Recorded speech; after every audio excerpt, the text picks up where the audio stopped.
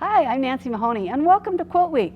I wanted to show you my favorite tip for making precision pieced points. I get this question a lot in my classes, and so I wanted to show you how I got these 2 points right here to match. And I'm going to do that with what's called a positioning pin. And you can use any straight pin. I just happen to like to use ones that have a glass head to them. So when I'm doing that, I'm going to put these 2 pieces together, and this is my point that I want to match, these 2 points right here. And so I'm going to flip it over so I have right sides together. I'm going to put a pin right where those seams cross. And I'm going to check it from the right side and make sure that I've got it right in that point.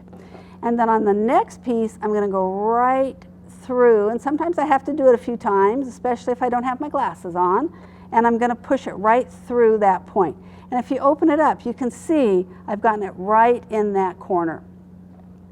Then I'm going to pull the pieces together, and I use my 2 fingers underneath to hold my pin straight up, and I also use my thumb a little bit to hold it in place. I want it to be perpendicular.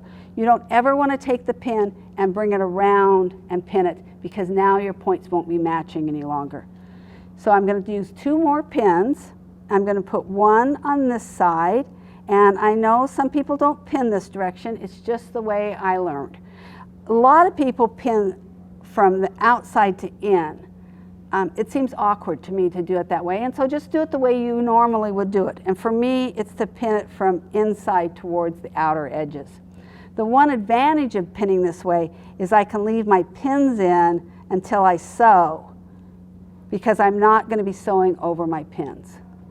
Now I'm going to take this pin out because it's going to be in the way when I sew my seam, and I'm going to match my end down here, these 2 pieces, make sure that's aligned, and then I'll bring another pin in and line up this corner and just pin it in place, and then I'm ready to sew. I'm going to go to my sewing machine and I'm going to sew my 1/4 inch seam, and I'm going to aim to hit right in that point and sew it all the way off. And when I'm done, I end up with a seam that looks like this. So I've matched these 2 points.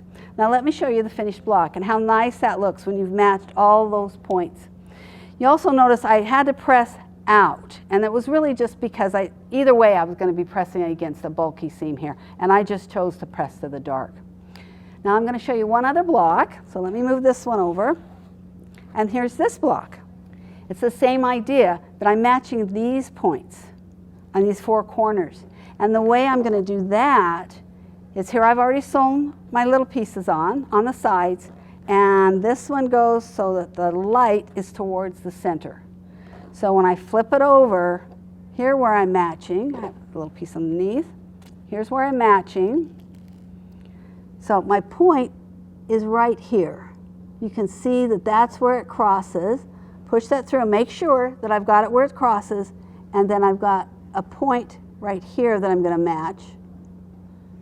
And I'm going to poke it through there, and even if that doesn't, see how that doesn't quite line up? What's important is for your points to match. So I don't care that the fabrics don't quite line up.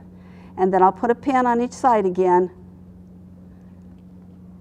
Let me grab another pin on each side, and then I'm going to move down here and do the same thing on this corner. So I hope you've enjoyed this tip, and I hope to see you down the road at another quilt show. Thank you so much.